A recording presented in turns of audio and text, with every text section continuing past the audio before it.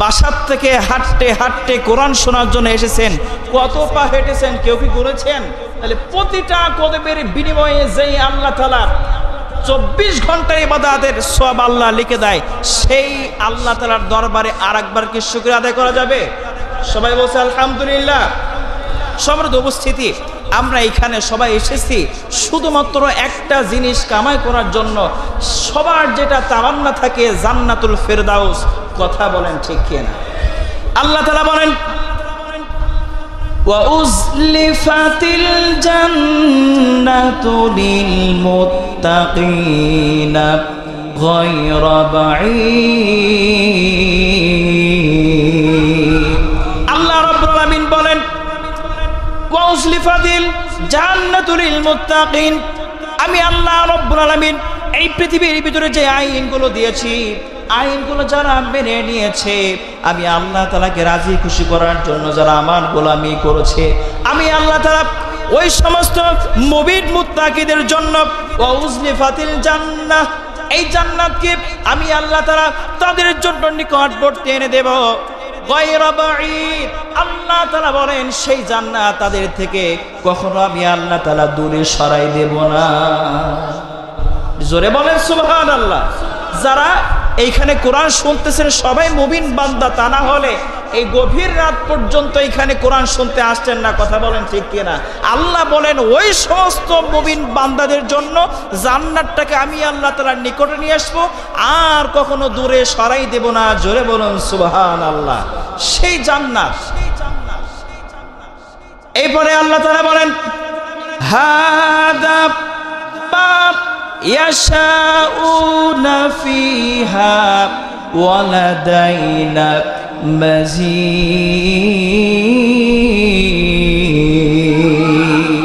আল্লাহ তাআলা বলেন সেইখানে ওই সমস্ত মুমিন বান্দারা, ওই সমস্ত মুত্তাকি বান্দারা যা মনে চাইবে সেইখানে তারা পেয়ে যাবে, কিন্তু তারা জানে না ওয়ালাদাইনা মাজিদ, আমি আল্লাহ তাআলা তাদের যে চাওয়া রয়েছে তার চেয়ে বেশি কিছু আমি আল্লাহ তাআলার কাছে নিয়ামত রয়েছে।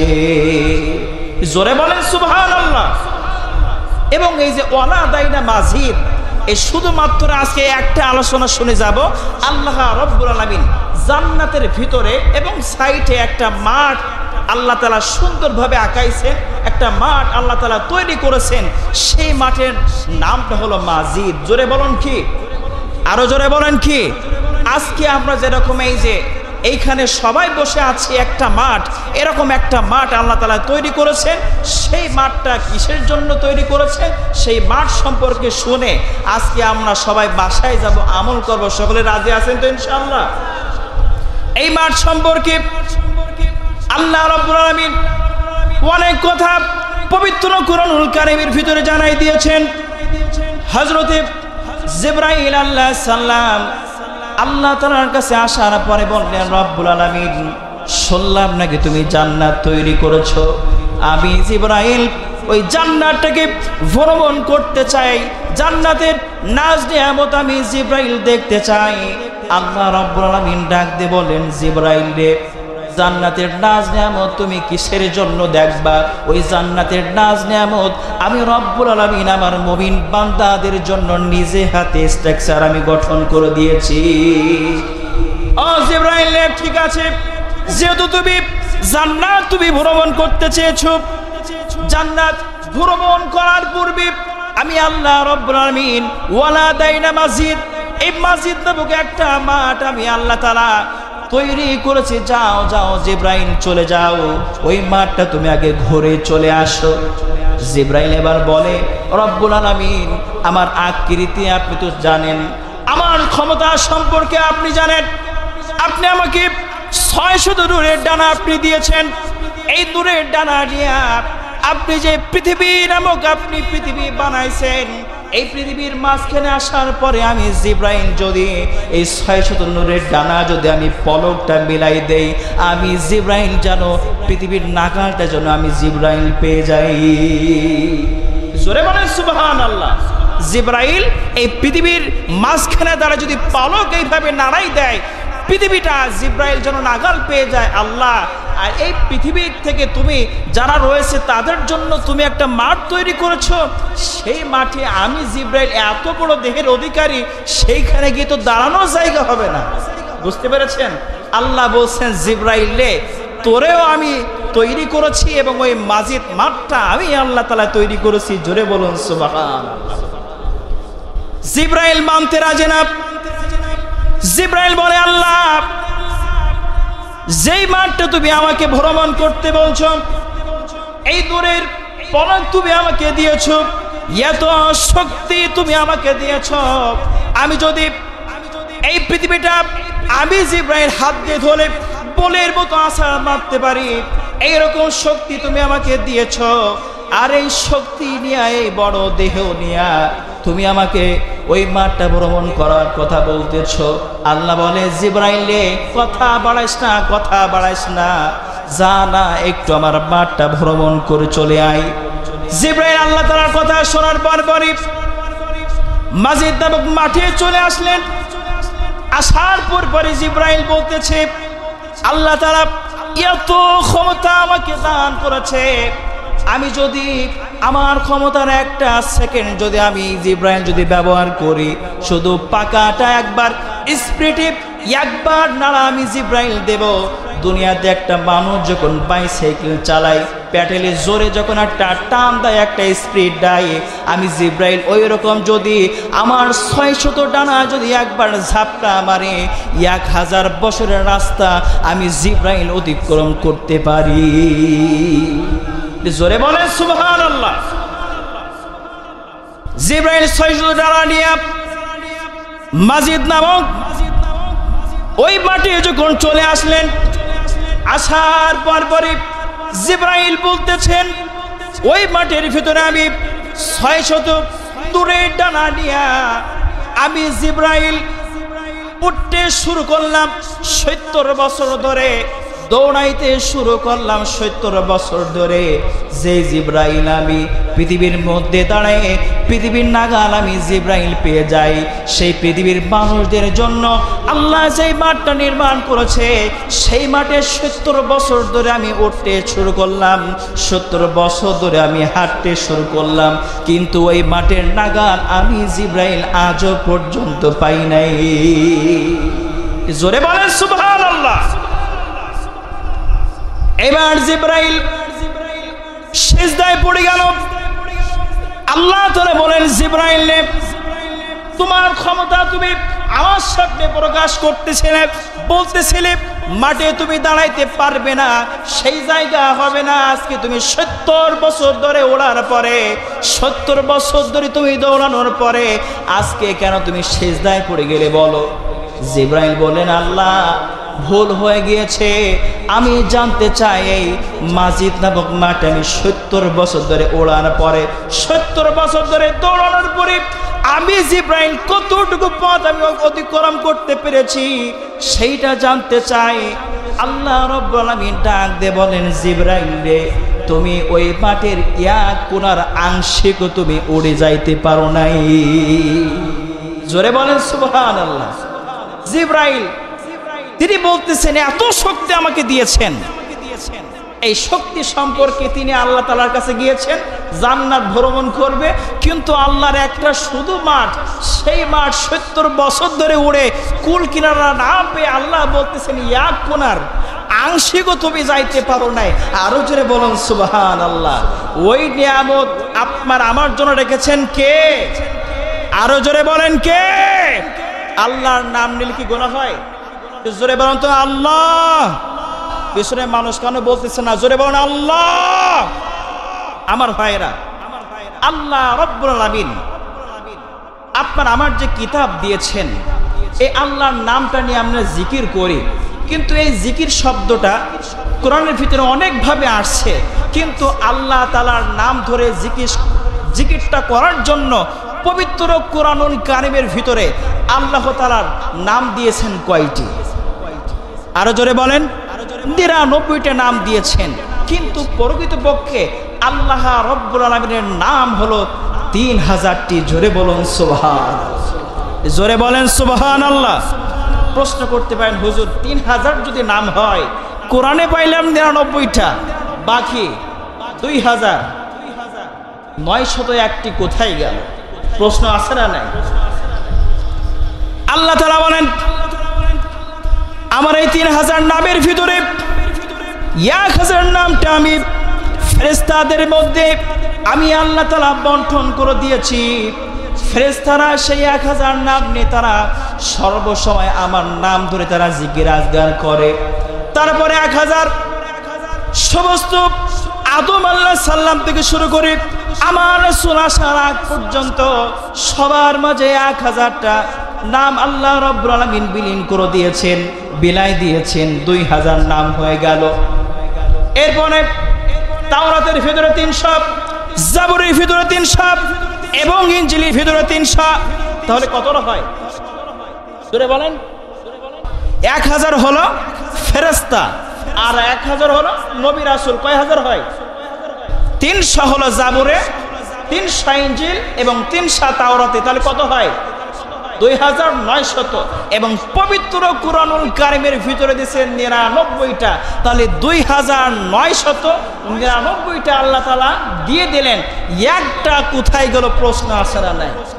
এই একটা বলবো যদি শেষ পর্যন্ত থাকতে পারেন। রাজি আছেন তো ইনশাআল্লাহ? কারা কারা আছেন একটু দুইটা হাত দেখতে চাই। নারায়ে তাকবীর, লিল্লাহি তাকবীর। আল্লাহ তাআলা সবাইকে কবুল করুক। দেখবো যে আল্লাহর নাম এই বাকি একটা নাম কারা কারা শুনে যাইতে পারেন। আল্লাহ তাআলা যেন তাদেরকে, আল্লাহ বলেছেন ওই একটা নাম যারা জপিবে আমি আল্লাহ তাআলা 3000 নামটাকে জপিলে যেই সওয়াব হবে ওই একটা নাম জপিলে সেই 3000 সওয়াবটা আল্লাহ তাআলা সেই তার আমল নামার মধ্যে দিয়ে দেয়। জোরে বলেন সুবহানাল্লাহ। তাহলে আসেন, আলোচনা করতেছিলাম মাজিদ নামক মাঠ, মনে আছে তো সবার? এবার জিব্রাইল বলতেছে আল্লাহ তাআলা তো আমাকে অনেক ক্ষমতা দিয়েছেন। জিব্রাইল বলছে এই ক্ষমতা নিয়ে আল্লাহর দেওয়া এই যে পৃথিবীতে আমি জিব্রাইলকে আসছে 4 বার ভীষণ কষ্ট হয়েছিল। কেন জিব্রাইলকে আসছে অত ক্ষমতা নিয়ে আসার পরে 4 বার কেন কষ্ট হয়েছিল সেইটা জেনে মাজিদ নামক মাঠের কি ফজিলত এবং ওই একটা নাম জেনে ইনশাআল্লাহ দুয়ার দিকে চলে যাব। রাজি আছেন ইনশাআল্লাহ? আরে জয় বলেন ইনশাআল্লাহ। হযরতে জিব্রাইল তিনি বলেন প্রথমবার আমি যখন পৃথিবীর মধ্যে যখন চলে যাই আল্লাহ রাব্বুল আলামিন আমাকে ডাক দিয়ে বলেন জিব্রাইল রে কোথায় আছো? জিব্রাইল আলাইহিস সালাম বলেন আমি সিদরাতুল মুনতাহায় রয়েছে। সিদরা শব্দের অর্থ হলো কুল গাছ, মুনতাহা ইনতাহা, তার মানে হলো পৃথিবীর শেষ সীমানা। পৃথিবীর শেষ সীমানার পরে হলো 7 আসমান, 7 আসমানের পরে হলো ফাঁকা জায়গা, সেই ফাঁকা জায়গার পরে হলো সিদরাতুল মুনতাহা। সেইখানে কুল গাছের তলায় আমি জিব্রাইল বসা অবস্থায় রয়েছি। আল্লাহ তাআলা ডাক দিয়ে বলেন জিব্রাইল সিদরাতুল মুনতাহায় তুমি কুল গাছের তলায় তুমি বসে আছো। ওইদিকে পৃথিবীর বুকে নমরুদ আমার বন্ধু ইব্রাহিম, সেই ইব্রাহিমকে চড়কে করে তোলে আগুনের ভিতরে ঢুকাই দিচ্ছে। যাও যাও তুমি আর দেরি করবে না। জিব্রাইল আলাইহিস সালামকে বলা হলো জিব্রাইল এই মুহূর্তে তুমি জান্নাতুল ফেরদাউসের ভিতরে চলে যাবে।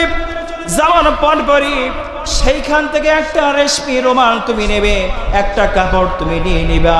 তারপরে তুমি যাওয়ার পরে আমার বন্ধু ইব্রাহিমকে সেভ তুমি করবা। এবার জিব্রাইল ডাক দিয়ে বলেন রব্বুল আলামিন ওই যে আপনার বন্ধু ইব্রাহিম তার এখন অবস্থা কি, কোথায় রয়েছে? আল্লাহ তাআলা বলেন আমার বন্ধু ইব্রাহিমকে পৃথিবীর মধ্যে দেওয়ার পরে ইব্রাহিম যখন আমার গুণগান করে তার পিতা সহ্য করতে পারে না, নমরুদ সহ্য করতে পারে না। নমরুদ দেখলো আমার চেয়ার তো গেল। আজরকে ডাক দিয়ে বলা হলো আজর রে তোমার সন্তান ইব্রাহিমকে দুনিয়ার থেকে বিদায় করে দিতে হবে। কিভাবে বিদায় করা যায়? সঙ্গে সঙ্গে বলা হলো 40 মাইল ধরে আগুন জ্বালায় দাও। সেই আগুনের ভিতরে ইব্রাহিমকে দুনিয়ার থেকে জ্বালিয়ে পুড়িয়ে ছারখার করে দুনিয়ার থেকে বিদায় করে দেওয়া যায়। আজরকে বলা হলো আজর রে তুমি তোমার সন্তানকে কন্ট্রোল করতে পারলে না, তোমার সন্তানকে তোমাকে নিজে আগুনের মধ্যে পড়াতে হবে, আগুনে ফেলাতে হবে। আজর এবার কি করলো, নিজের সন্তানকে উলঙ্গ করলো। উলঙ্গ করার পরে স্বর্গতে তুলে ডিসে যেই সময় দড়ির রশিটা কেটে দিয়ে দিলেন, সেই সময় যখন আগুনে পড়ে যাচ্ছে, আল্লাহ তাআলা সেই সময় যখন আগুনে পড়তেছেন, ওই সময় জিব্রাইলকে ডাক দিয়ে বলছেন, জিব্রাইল রে, আর দেরি করা যাবে না, দ্রুত চলে যাও। জান্নাত থেকে যাওয়ার পরে আমার বন্ধু উলঙ্গ অবস্থায় রয়েছে, আমার বন্ধুর জন্য কাপড় নিয়ে যাও, সতরটা ঢাকবে। তারপরে আমার বন্ধু যেন আগুন যেন আমার বন্ধুর গায়ে স্পর্শ না করতে পারে। জিব্রাইল ডাক দিয়ে বলেন, আল্লাহ, আগুন এবং আপনার বন্ধু ইব্রাহিমের মাঝে দূরত্ব কতটুকু রয়েছে? আল্লাহ তাআলা বলে, জিব্রাইল, আগুন এবং আমার বন্ধু আগুনে পড়তে আর মাত্র 1 ইঞ্চি 1 সুতার মতো জায়গা রয়েছে। সেই সময় জিব্রাইল বলতেছে, আল্লাহ, আমি জিব্রাইল সিদরাতুল মুনতাহায় জান্নাতে যাইব, কাপড়টাকে নিব, তারপরে দুনিয়াতে যাওয়ার পরে আপনার বন্ধুকে আমি সেভ করব, কিভাবে সম্ভব? আল্লাহ তাআলা বলেন, জিব্রাইল রে, 600 নূরের ডানা তোমাকে দিয়েছি, এত স্পিড আমি তোমাকে দিয়েছি, যাও স্পিড দিয়ে চলে যাও। তুমি যাওয়ার পরে আমার বন্ধু আগুনে পড়ার পরে তুমি আগুনের উপরে তোমার নূরের পলকগুলো তুমি বিছাই দিয়ে দাও। জিব্রাইল চলে আসলেন। আসার পরই আগুনে যেই পড়তে যাবে, সেই সময় 600 নূরের পলকটা সুন্দরভাবে বিছাই দিলেন। দেওয়ার পরে ইব্রাহিমকে ডাক দিয়ে বসে, ইব্রাহিম রে, তোমার পিতা কেন আজকে আগুনে তোমাকে ফেলাই দিল সেইটা বলো। ইসরাফিল চলে আসলো।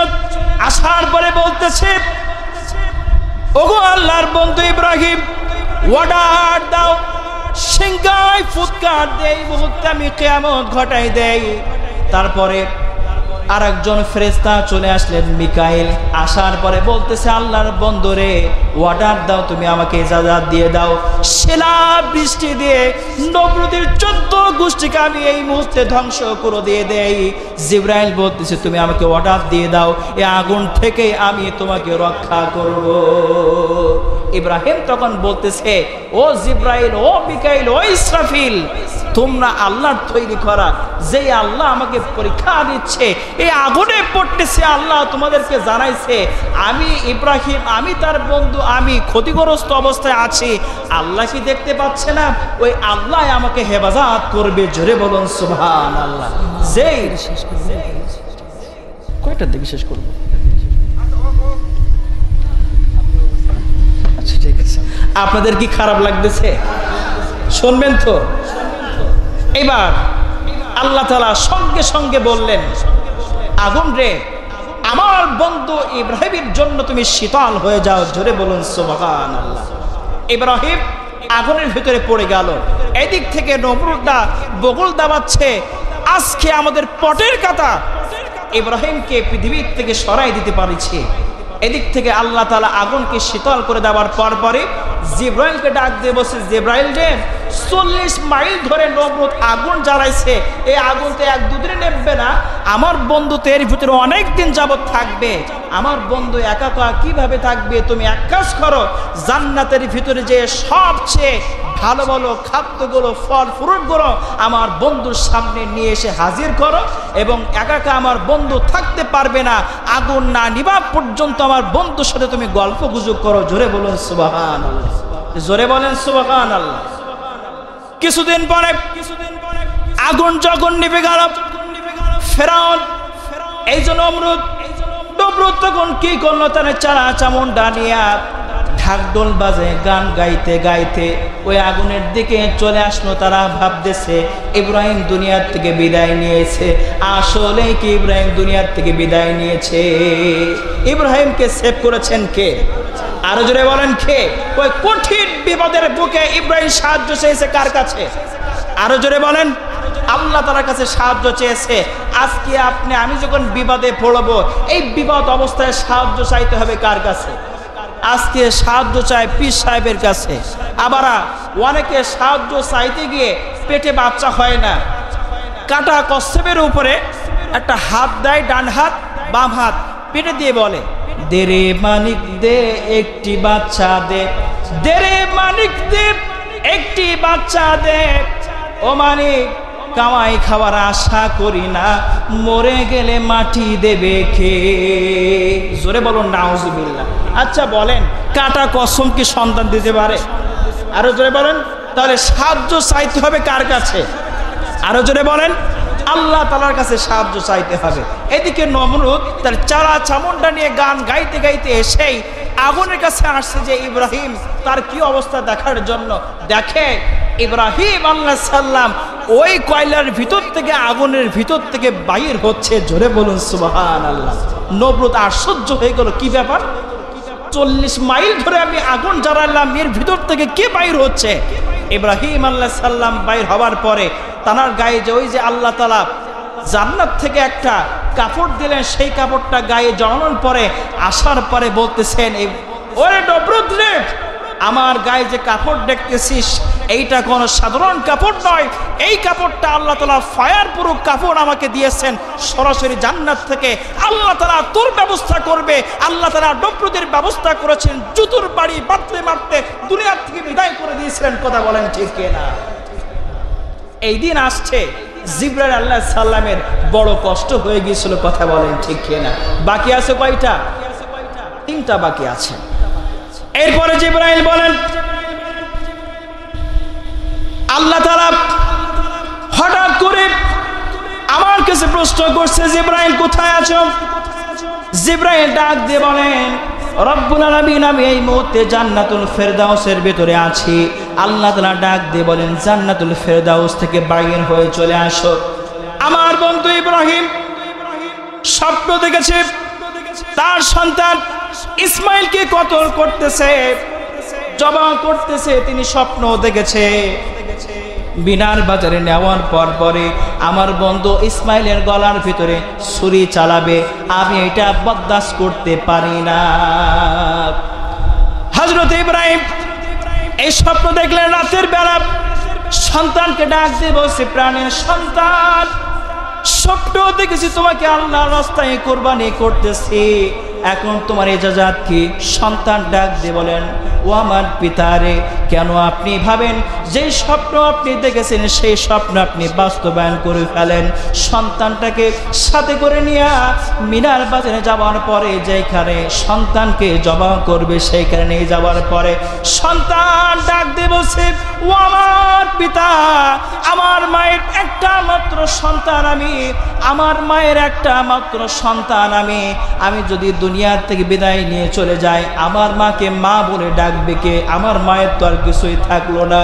কিন্তু আপনার কাছে আমি কিছু কথা আগে বলতে চাই, কয়েকটা কথা বলতে চাই। আপনি যখন আমাকে জবাই করবেন, জবাই করার পূর্বে আপনি আমার 2টা হাত আপনি আগে বাঁধবেন, 2টা পা আপনি বাঁধবেন। বাঁধা হয়ে গেল। এইবার পিতা সন্তানের গলায় যখন ছুরি ধরতে যাবে, হযরত ইব্রাহিমের চোখ বেয়ে টপ টপ করে পানি পড়ছে। সেই সময় সন্তান ডাক দিয়ে বলে, পিতা রে, আরেকটা কথা আমি আপনাকে বলতে চাই। এই মুহূর্তে আপনি আপনার চোখের ভিতরে আপনি একটা পর্দা এঁটে দিয়ে দেন, কারণ সন্তানকে মাটিতে ফেলানোর পরে এই পিতা যতই খারাপ হোক না কেন সন্তানের গলার ভিতরে ছুরি চালাবে। যেই গলায় সন্তানকে পিতা আদর করতো, চুমা দিত, সেই গলার ভিতরে পিতা ছুরি চালাবে। এইরকম নিরহংকার সন্তানকে আজকে দুনিয়ার থেকে বিদায় করে দেবে, এইরকম পিতা দুনিয়াতে নাই। কথা বলেন ঠিক কিনা? ইসমাইল বলা হলো, আব্বাজান আপনার মায়া চলে আসবে, আল্লাহর হুকুম আপনি পালন করতে পারবেন না, চোখের ভিতরে আপনি পর্দা এটা দিয়ে দেন। চোখের ভিতরে পর্দা এটা দেওয়ার পরই ইব্রাহিম আলাইহিস সালাম সন্তান ইসমাইলকে যখন ওপর করে শোয়াইলেন, শোয়ানোর পরে যখন ছুরিটা যখন চালাইতে যাবে, এইদিকে আল্লাহ তাআলা বলেছেন, যখন তোমরা কোরবানি করবা, আল্লাহর নাম নিয়ে কোরবানি করবা। ইব্রাহিম আলাইহিস সালাম আল্লাহু আল্লাহু আক এই পর্যন্ত তিনি উচ্চারণ করেছেন। আল্লাহ তাআলা জিবরাইলকে ডাক দিয়ে বলছেন, জিব্রাইল আর দেরি করিস না, জান্নাতের ভিতরে চলে যা, দুম্বা নিয়ে চলে আয়, আর এক টুকরো লোহা নিয়ে চলে আয়। আসার পরে ওইদিকে মিনার বাজারে আমার বন্ধু আমার স্বপ্নটাকে পূরণ করার জন্য, আমাকে রাজি খুশি করার জন্য তার সন্তানকে দুনিয়ার থেকে বিদায় করে দিচ্ছে, কোরবানি করছে।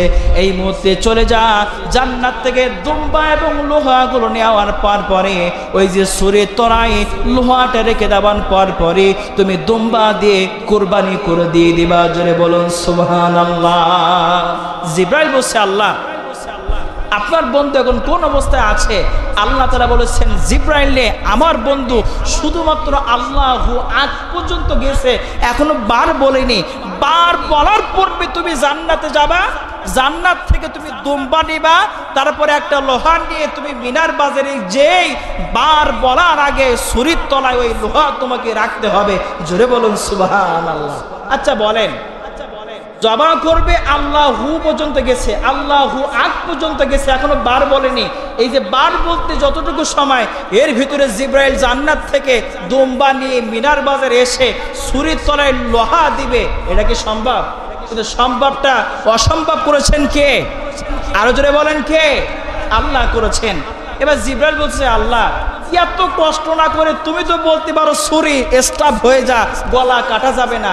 আল্লাহ তাআলা বলেছেন, নবীরা স্বপ্ন দেখলে যতটুকু স্বপ্ন দেখবে ততটুকু নবীদের স্বপ্ন যেহেতু সত্য হয়, নবীদের স্বপ্ন পূরণ করতে হবে। ইব্রাহিম স্বপ্ন দেখেছে ঘষাঘষি করতেছে, ছুরি নিয়ে ঘষাঘষি করতেছে। এখন শোনো, যদি ওই ছুরির তলায় যদি তুমি লোহা না দাও, যেই বান্দা গলার উপরে ঘষাঘষি করবে সে ওলি হোক আর আল্লাহর নবী হোক, ঘষাঘষি করলে গলা কাটবে। কথা বলেন ঠিক কিনা? সুতরাং চলে যাও, বার শব্দ বলার পূর্বে ওই ছুরির তলায় যেন আমি আল্লাহ লোহা যেন দেখতে পাই। জোরে বলুন সুবহানাল্লাহ। জিব্রাইল জান্নাত থেকে লোহা নিয়ে দুম্বা নিয়ে হাজির। এইদিকে পিতার চোখের ভিতরে পট্টি পরানো, সঙ্গে সঙ্গে জিব্রাইল আলাইহিস সালাম বার বলার পূর্বে ছুরির তলার ভিতরে তিনি লোহা ঢুকাই দিলেন এবং সন্তান ইসমাইলকে এক সাইড করার পরে আল্লাহ রাব্বুল আলামিন দেখালেন, ও জিব্রাইল এবার এই মুহূর্তে আমার বন্ধু যখন পোষ দেবে সেই সময় পোষের তলায় তুমি দুম্বাটা তুমি ছেড়ে দিয়ে দাও। জোরে বলেন সুবহানাল্লাহ। তখন বলেন জিব্রাইল বলেন, এই সময় এই যে আল্লাহু আগ, এই যে বার বলবে এতটুকু সময়ের ভিতরে জান্নাত থেকে এইটা নিয়ে যাইতে আমি জিব্রাইলের বড় কষ্ট হয়ে গিয়েছিল। জোরে বলুন সুবহানাল্লাহ। বাকি আছে কয়টা শুনবেন আপনারা? এখন তো অনেক বাজে। আল্লাহু আকবার, ফজর আজান পর্যন্ত। আল্লাহু আকবার, আল্লাহু আকবার। আল্লাহ তাআলা সবাইকে কবুল করুন, সকল বলছে আল্লাহুম্মা আমিন। জিব্রাইল বলেন, তৃতীয় নাম্বার যেটা আমার সবচেয়ে কষ্ট হয়ে গিয়েছিল, একজন নবীকে আল্লাহ তাআলা পৃথিবীতে পাঠাইছিলেন, তার সৌন্দর্য এত দিয়েছিলেন, সেই জামানার মা বোনেরা তার চেহারার দিকে তাকিয়ে ফল কাটতে গিয়ে আঙুল কাটে ফেলেছিলেন। সেই নবীর নাম কি? আরো জোরে বলেন আলহামদুলিল্লাহ। নবীর নামও জানেন, ওয়াজও জানেন, আলহামদুলিল্লাহ বলেন। আল্লাহ তাআলা ডাক দিলেন, জিব্রাইল কোথায় আছো? জিব্রাইল বললেন, আল্লাহ সিদরাতুল মুনতাহায় বসে রয়েছি। আল্লাহ তাআলা ডাক দিয়ে বলেন, জিব্রাইল আর বসে থাকা যাবে না। আমার বন্ধু ইয়াকুব তার ছোট্ট সন্তান ইউসুফকে তার 10 ভাই উলঙ্গ করে ওই যে কুয়ার মধ্যে ছেড়ে দিচ্ছে। এই মুহূর্তে ছেড়ে দিয়েছে, কুয়ার ভিতরে সাপ বিচ্ছু রয়েছে, ইট পাথর রয়েছে। ছোট্ট বাচ্চা পড়ে যাওয়ার পরে ব্যথা পাবে, সাপ বিচ্ছু কামড় দেবে, সঙ্গে সঙ্গে চলে যাও। এই মুহূর্তে যাওয়ার পরে তোমার নূরের পলকগুলো কুয়ার ভিতরে তুমি বিছাই দিয়ে দাও। জোরে বলেন সুবহানাল্লাহ। জিব্রাইল বলছে, আল্লাহ আপনার ইউসুফের এখন কোন অবস্থায় আছে? আল্লাহ তাআলা বলেছেন 10 ভাই উলঙ্গ করে ছেড়ে দিয়েছে। আল্লাহ বলেছেন পানিতে পড়তে, কুয়ার ভিতরে পড়তে কতটুকু বাকি আছে? আল্লাহ বলছেন মাত্র 1 ইঞ্চি, 1 শুধু পরিমাণ বাকি আছে। জোরে বলুন আল্লাহু আকবার। জিব্রাইল বলছে, আল্লাহ তুমি এত পরীক্ষা নিয়েছো, গত 2 বার এত বড় বড় কঠিন পরীক্ষা নিয়েছো, 3 নাম্বার এই পরীক্ষায় তুমি আমাকে ফেলালে। এক শুধু বাকি আছে, তুমি বলতেছো ওইখানে যাবার পরে ওই এক শুধু পরিমাণ আমি সিদরাতুল মুনতাহা, তার মানে 7 আসমান ভেদ করার পরে মহাশূন্য, সেই মহাশূন্য পার করার পরে হলো সিদরাতুল মুনতাহা। যেই সিদরাতুল মুনতাহা তার মানে কুল গাছের জায়গায়, সেইখানে বসে আছি। আল্লাহ আমি এখান থেকে 7 আসমান ভেদ করে আমি পৃথিবীতে যাবার পরে এখন সে কোথায় আছে, আল্লাহর পৃথিবীর কোথায় আছে আমি তো জানি না। আল্লাহ তাআলা বলেন মিশরের আশপাশে আছে, সেইখানে চলে যা। একটা কূপ আছে, সেইখানে ছেড়ে দেওয়া হয়েছে। আল্লাহ এক শুধু জায়গা আছে, আমি ওখান থেকে এসে খুঁজে তারপরে তো আমি ওইখানে আমার যে নূরের পলকগুলো আছে আমি তো বিছাই দিব। আল্লাহ বলে জিব্রাইলে জানা, তোর তো আমি 600 নূরের ডানা দিয়েছি, একবার ঝাপটালে তুমি 1000 বছরের পথ তুমি অতিক্রম করতে পারো। আমি আল্লাহ তাআলা আলো সুপার পাওয়ার দিয়ে দিলাম, জিব্রাইল দেরি করিস না আমার বন্ধু, কুয়াতে পড়ার পূর্বে তুমি আগে সেইখানে গিয়ে নূরের পলকটা তুমি বিছাই দিয়ে দাও। জোরে বলুন সুবহানাল্লাহ। এখন আপনাদের কি বিশ্বাস জিব্রাইল কি পারবে 100 ওই জায়গার পড়ার পূর্বে নূরের পলক কি বিছাইতে পারবে? আপনাদের কি মনে হয় পারবে? তো জিব্রাইল চলে আসলেন, জোরে বলুন সুবহানাল্লাহ। সুন্দরভাবে বিছাই দিলেন, দেওয়ার পরে এদিক থেকে ওই 10 ভাই তার ছোট্ট ভাইকে উলঙ্গ করে যখন ওই যে কুয়ার ভিতরে ফেলাই দেওয়ার পরে 10 জন ভাবতেছে ছোট্ট ভাইকে আমাদের পিতা তো অনেক ভালোবাসে, এখন পিতার কাছে গিয়ে কি জবাব দেবে।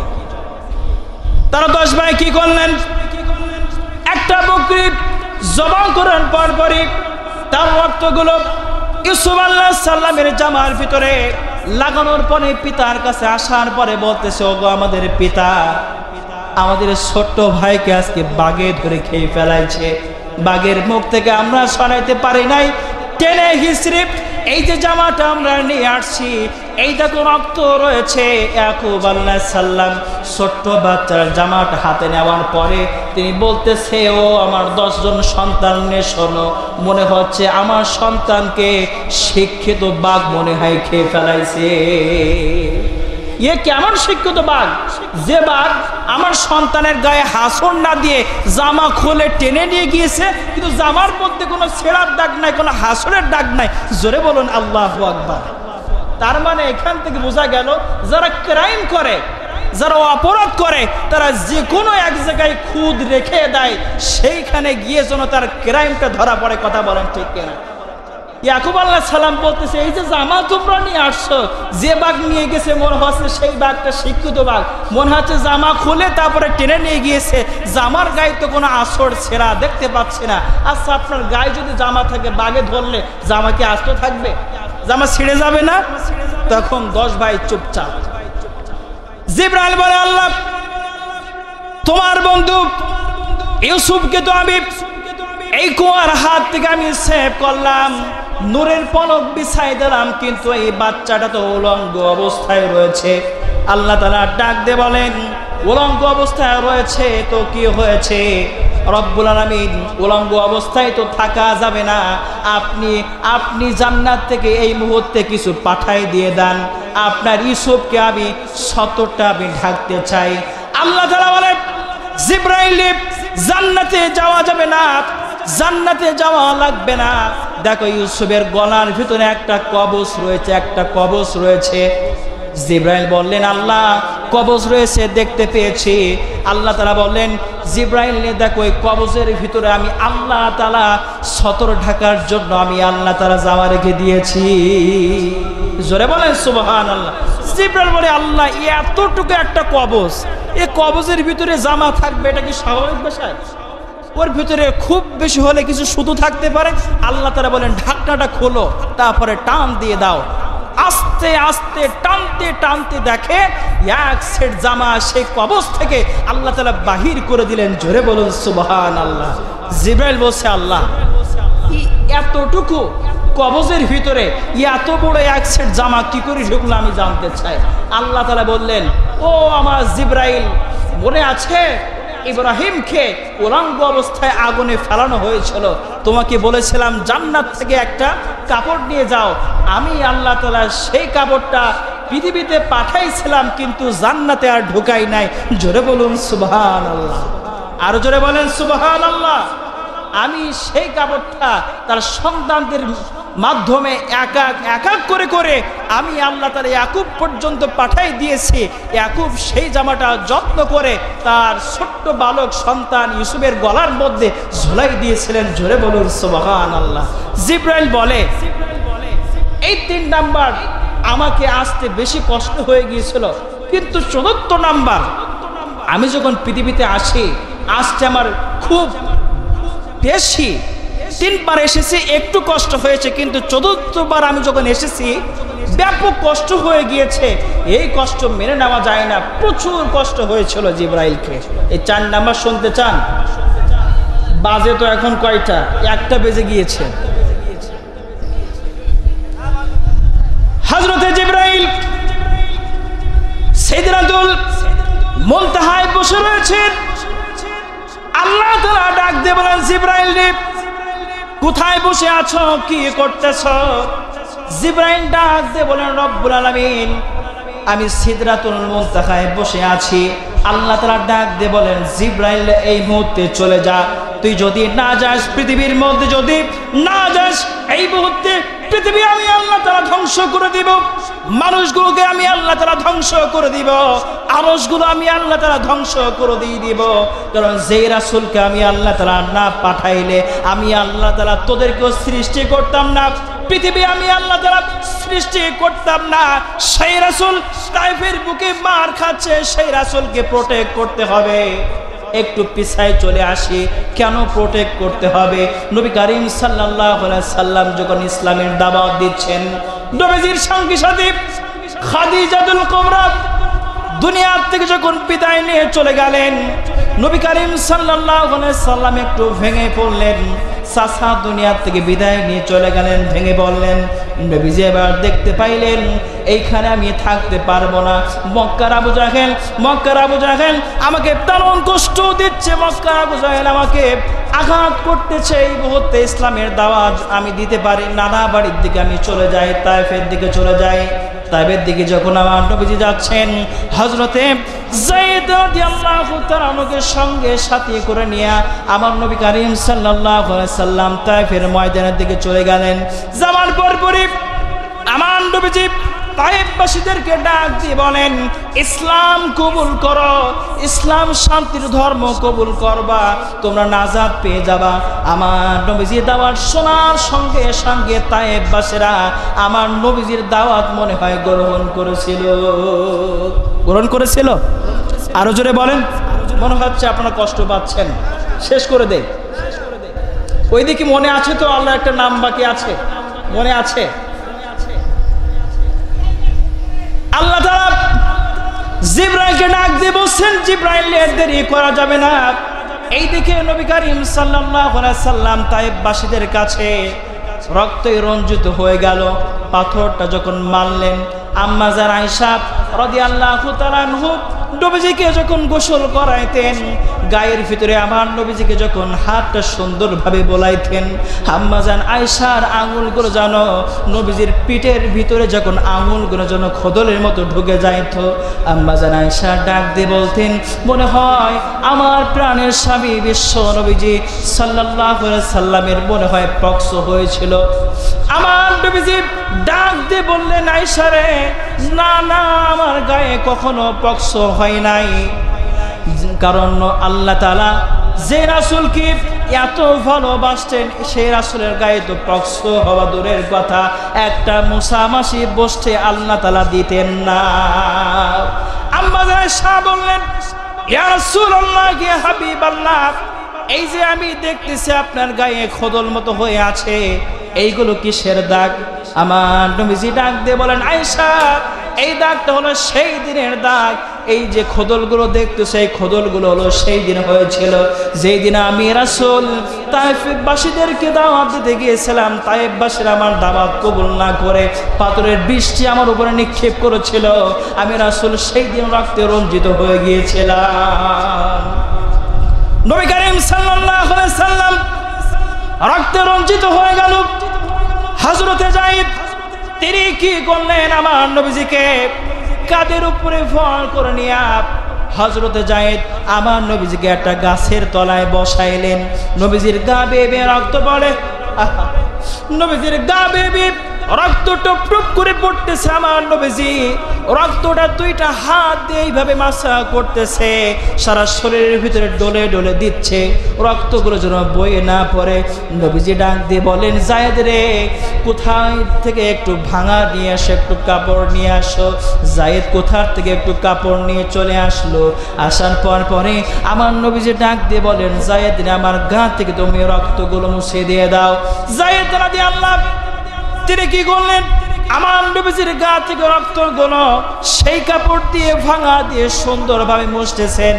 মুছতে মুছতে ওই কাপড়গুলো রক্তই রঞ্জিত হয়ে গেল, কিন্তু আমার নবীজির গা থেকে রক্তগুলো মোছা শেষ হইল না।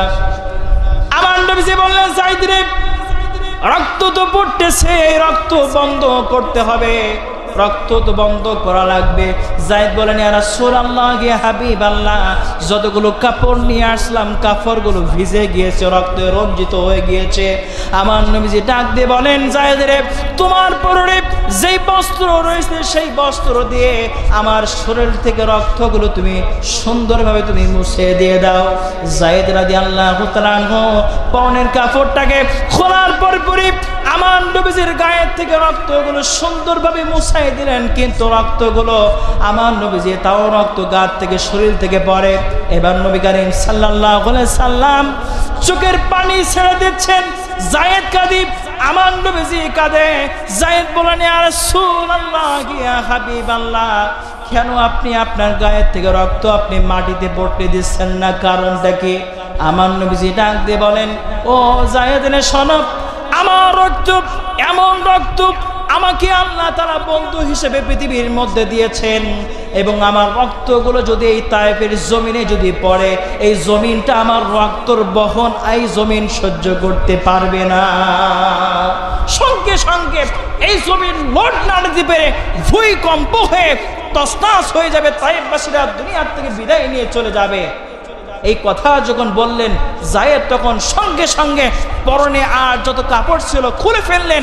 খুলে ফেলার পরে নবীজির রক্তগুলো তিনি মুছতে শুরু করলেন। জোরে বলুন আল্লাহ।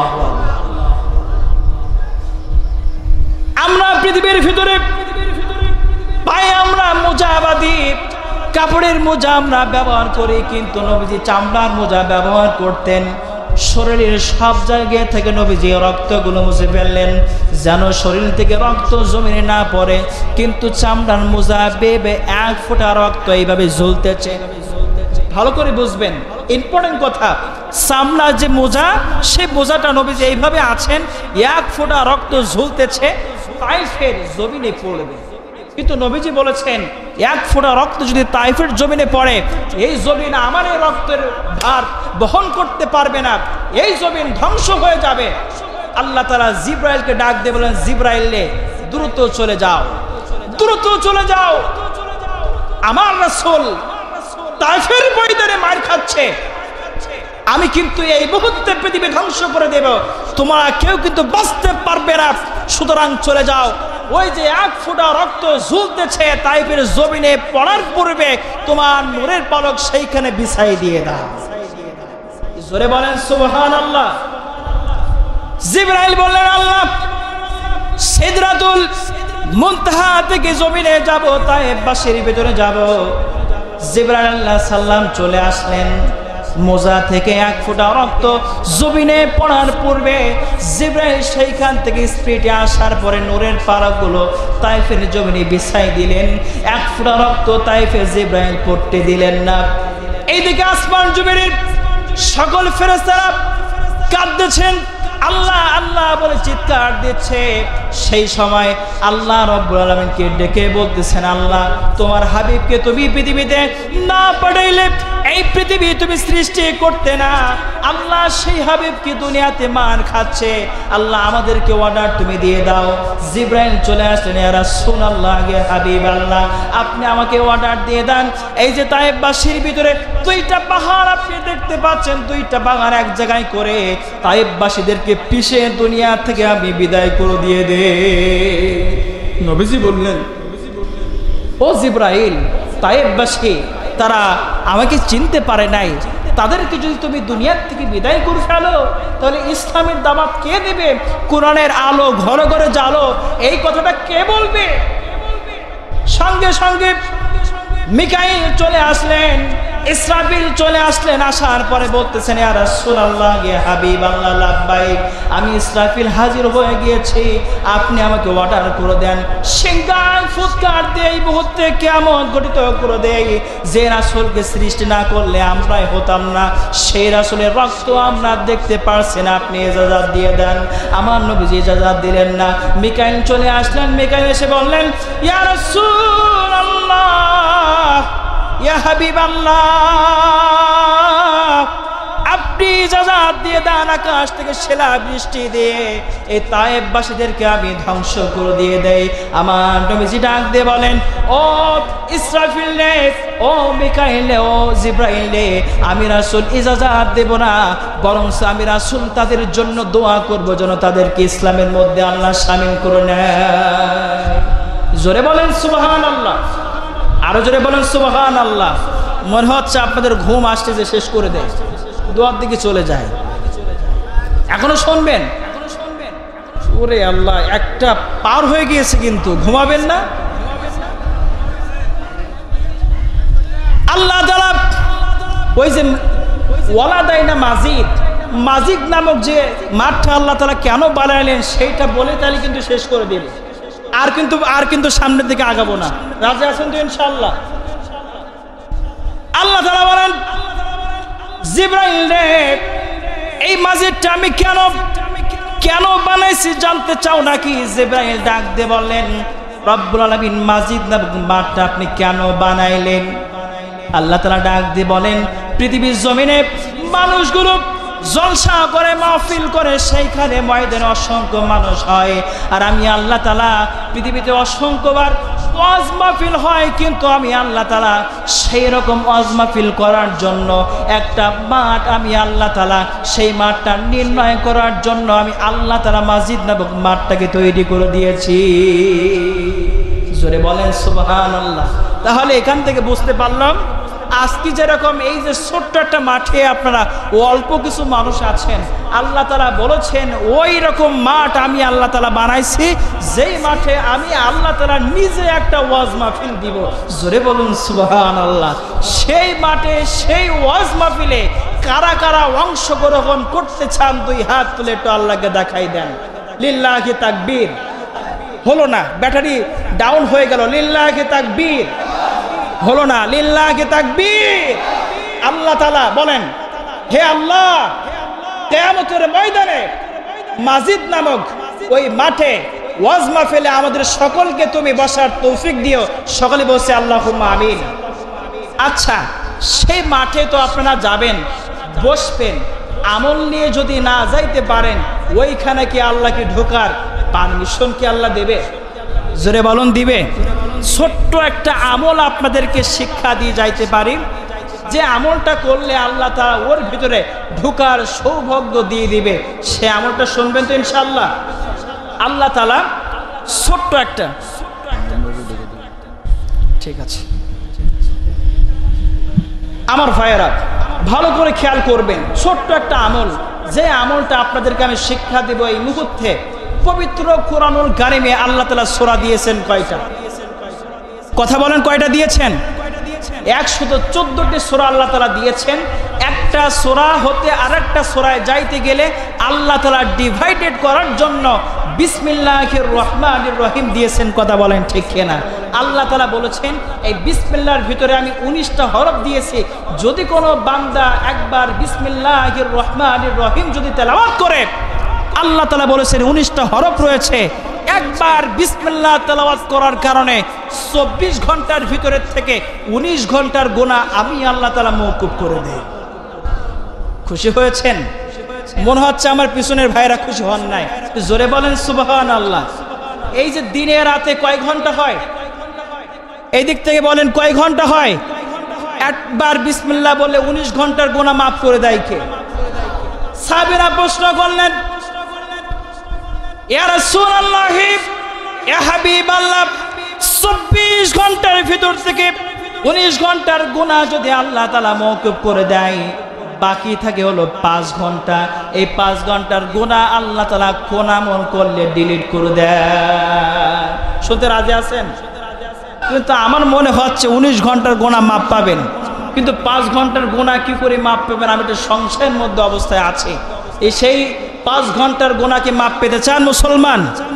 সবাই রাজি আছেন? সেই 5 ঘন্টার গুনাহ মাপ পাইতে গেলে আমার নবীজি বলছেন, ওমা সাহাবারা শোনো, এই 24 ঘন্টার ভিতরে আল্লাহ তাআলা 5টা ফরজ দিয়েছেন। কয়টা? এবার কিন্তু একটু গায়ের দিক যাবে, একটু চাপতেছে, কিন্তু আমার কথাগুলো একটু চাপাই দিচ্ছি। আল্লাহ তাআলা বলছেন, হে রাসূল, আপনার সাহাবীদেরকে বলেন 24 ঘন্টার ভিতরে 5টা ফরজ দিয়েছে। এই 5টা ফরজকে কে বলতে পারবে? বলেন দিন। আলহামদুলিল্লাহ বলেন। আরো যেমন আলহামদুলিল্লাহ। আমার চাচাজি বলেছেন 5 ওয়াক্ত নামাজ। সেই চাচার কথাটাই গ্রান্টেড হয়েছে। নবীজি বলেছেন, সাহাবারা 5 ওয়াক্ত নামাজ আমার সেই যদি তোমরা আদায় করতে পারো, আল্লাহ তাআলা বাকি 5 ঘন্টার গুনাহ ডিলিট করে দেয়। জোরে বলেন সুবহানাল্লাহ। এখানে কিন্তু শুধু ক্ষান্ত নাই, এই যে আমলটা দিয়েছি, জাহান্নামে যিনি রক্ষী আছে, ফেরেশতা আছে, তার নাম হলো মালিক। তার নাম কি? তার সেই ফেরেশতার সাথে 19 জন ফেরেশতা রয়েছে আযাব দেওয়ার জন্য বিভিন্ন সেক্টরে। আল্লাহ তাআলা বলেছেন, যারা বিসমিল্লাহির রহমানির রহিম যারা তেলাওয়াত করবে, আল্লাহ তাআলা বলেছেন ওই 19 জন ফেরেশতা থেকে, আযাবের ফেরেশতা থেকে বিসমিল্লাহ তেলাওয়াত করার কারণে আমি আল্লাহ তাআলা 19 জন ফেরেশতা থেকে সেই সমস্ত বান্দাদেরকে যারা বিসমিল্লাহ পড়েছেন, 19 জন ফেরেশতার আযাবের হাত থেকে আমি আল্লাহ তাআলা মওকুফ করে দেব। জোরে বলেন সুবহানাল্লাহ। আরো জোরে বলেন সুবহানাল্লাহ। নবী করিম সাল্লাল্লাহু আলাইহি সাল্লাম জান্নাতুল ফেরদাউস ভ্রমণ করার পরে একটা জায়গায় এসে দেখে 4টা নহর একসাথে আসতেছে। শরাবের নহর, পানির নহর, মধুর নহর এবং দুধের নহর, 4টা লাইন দিয়ে আসতেছে। নবীজি বলছে, জিবরাইল, এই নহরগুলো কোন সাইড দিকে আসছে? জিবরাইল বলছে, ইয়া রাসূলুল্লাহ, ইয়া হাবিবাল্লাহ, এইটা যে কোন ঘর থেকে আসছে আমি জিবরাইল জানি। আচ্ছা বলেন, যেই জিবরাইল শুধু জান্নাত ভ্রমণ করতে চায়, সেই জিবরাইল বলতেছে আমি জানি না। নবীজি জানতে চেয়েছেন। একজন ফেরেশতা বলছে, ইয়া রাসূলুল্লাহ, কে হাবিবাল্লাহ, এই 4টা নহর কোন ঘর থেকে আসছে আমি জানি। জোরে বলুন সুবহানাল্লাহ। আমার নবীজি ফেরেশতাদেরকে নিয়ে সেই ঘরের সামনে চলে গেলেন। যাওয়ার পরে ফেরেশতা বলছে, ইয়া রাসূলুল্লাহ, কে হাবিবাল্লাহ, এই ঘরটা আল্লাহ তাআলা যেই দিন সৃষ্টি করেছেন সেই ঘরটা দেখার জন্য আল্লাহ তাআলার কাছে বলেছে, আল্লাহ ঢুকতে চাই। আল্লাহ বললেন, ফেরেশতারে, সেই ঘরের ভিতরে তালা মেরে রেখেছি, ঢুকতে পারবে না। ফেরেশতা বলে, আল্লাহ চাবিটা দিয়ে দাও, ঘরের ভিতরে আমি প্রবেশ করতে চাই, 4টা নহর আমি দেখতে চাই।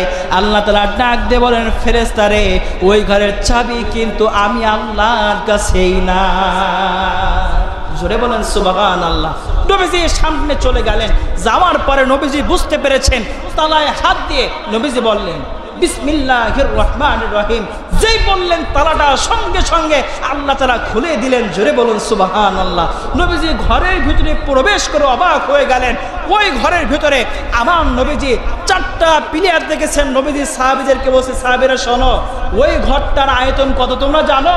ওই ঘরটার আয়তনটা হলো, এই যে আল্লাহ পৃথিবী সৃষ্টি করেছেন, এই একটা পৃথিবীর মতো 70টা পৃথিবী জোড়া দিলে যত স্পেস হবে, যত বড় জায়গা হবে, আল্লাহ তাআলা ওই 4টা নহরবালা যে ঘরটা, ওই ঘরের ভিতরে আল্লাহ তাআলা অত বড় জায়গা তৈরি করে রেখেছেন। জোরে বলুন সুবহানাল্লাহ। কিন্তু ঘরের ভিতরে ঢুকে লক্ষ্য করে দেখলাম, ওই ঘরের ভিতরে 4টা পিলার। কয়টা? আরো জোরে বলেন, কয়টা? আচ্ছা ওই 70টা পৃথিবীর মতোই জায়গার ভিতরে আল্লাহ তাআলা 4টা পিলার রেখেছেন। আপনার কাছে প্রশ্ন করতে চাই, আল্লাহ যে বিশাল আকাশ বানাইছেন, 7 আসমান বানাইছেন, কোথাও কি খুঁটি আছে? আরো জোরে বলেন, খুঁটি আছে? নবী করিম সাল্লাল্লাহু আলাইহি সাল্লাম সামনে যাচ্ছেন এবং ওই কোন খুঁটি থেকে কোন নহরগুলো আসতেছে সেইটা বলতেছে একটু পরে। এদিকে যে আল্লাহ তাআলা যে মাজিদ নামক মাঠটাকে কেন বানাইলেন, আল্লাহ তাআলা সভা করতে চেয়েছেন, সেই সবাই তো আমরা যাওয়ার জন্য, বসার জন্য সবাই আমরা ওয়াদা করেছি না? তাহলে সে আমল করব, এই আমলটা করবো তো ইনশাআল্লাহ। বিসমিল্লাহর আমল সবাই করবেন তো? সবাই করবেন? তাহলে একবার একটু করি, সবাই বলেন আমার সাথে, বিসমিল্লাহির ব্যাটারি ডাউন হয়ে গেল তো, একটু চার্জ দেবো দরকার, একটু বলেন বিসমিল্লাহ, বলেন বিসমিল্লাহির রহমানির রহিম। আমার ভাইয়েরা, আলোচনা শেষ করতে হবে, এখনো বলতে হবে?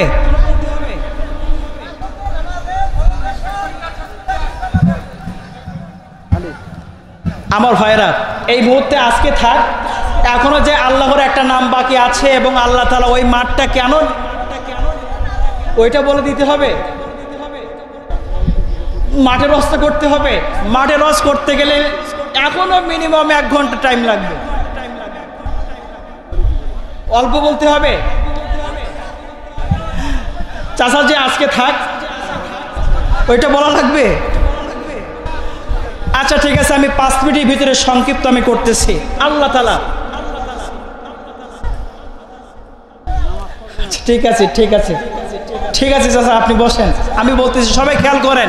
আল্লাহ তাআলা মাজিদ নামক যেই মাঠটাকে আল্লাহ তাআলা বলেছেন, ওই মাঠে আল্লাহ তাআলা বলেছেন আমি 3টা আসন আল্লাহ তাআলা সবাইকে ঢুকাই দেবেন।